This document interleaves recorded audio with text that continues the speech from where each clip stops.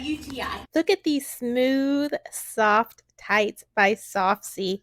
I was really impressed with the quality of these as well as the comfortableness of these. Sometimes tights can be a little uncomfortable, and I was impressed with how nice these were. Another thing that's nice is it's the same color knit all over. So if you want to wear these with sandals, you just have the one little line, no extra toe mark. This is the nude color, which worked really well for me. I'm fairly pale, and these matched my skin tone really nicely.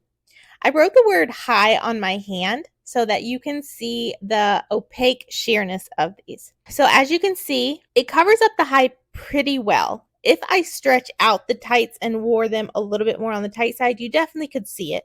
So they're a little bit in between opaque and sheer. I was really impressed with the elasticity on these. They stayed clinging to my legs. And even when I bend my ankles, you see a couple little creases, but I was really impressed with how the elasticity really held up.